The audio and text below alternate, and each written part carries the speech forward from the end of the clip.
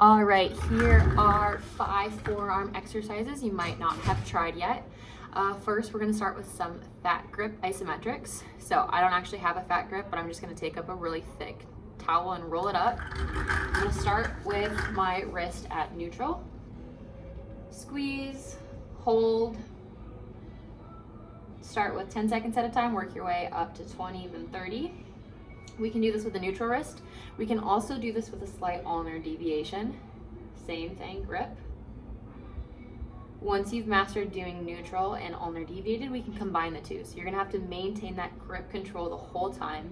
So squeeze, turn it on, ulnar deviate, and come back up. Maintain that the whole time. Nice and slow.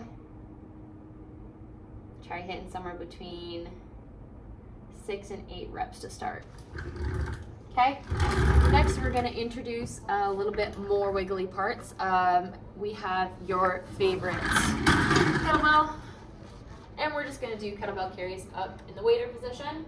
Slight scaption, so you're not completely forward or out to the side, you're about halfway in between. Walking back and forth.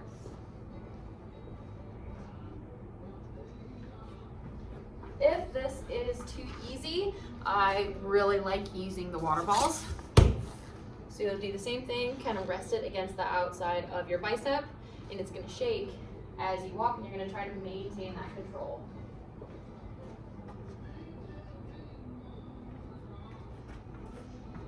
Really great love for the shoulder as well. Number 3, we have some rapid oscillations between pronation and supination. We want to work these within a controlled range. So we're going to start with them on your knee in this kind of flexion supported position.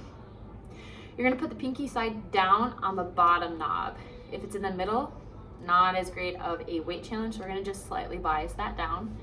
And what I want you to do is you're going to start within a small range, rapidly moving back and forth.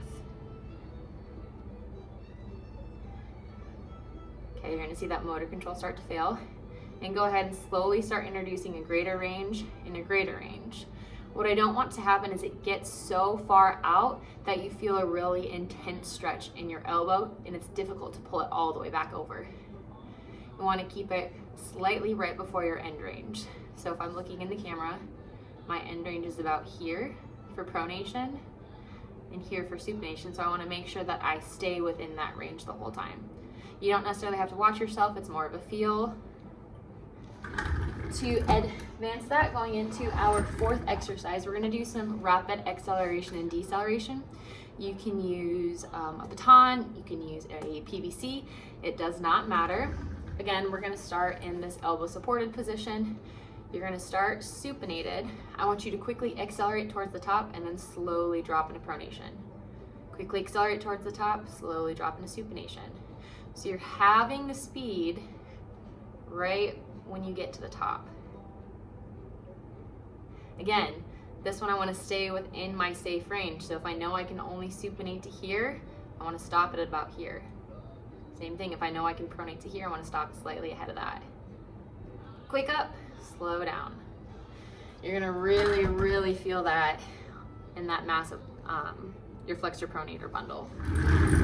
The last one we have, and this one is my favorite, you can use either a band or a pulley system. You're gonna start with a low anchor. From here, I want you to take a step out to the side to where you feel that elbow and that hand is gonna try to pull you into that valgus force.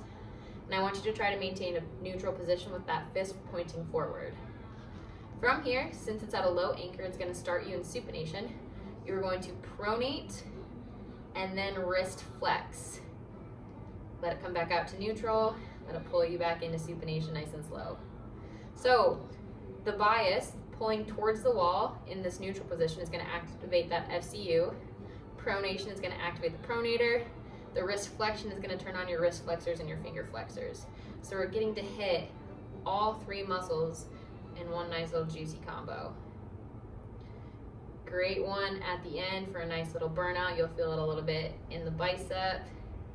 Again, we're not letting it pull you into that valgus. We're maintaining that fist forward position the entire time. Give those a shot. Let me know what you think.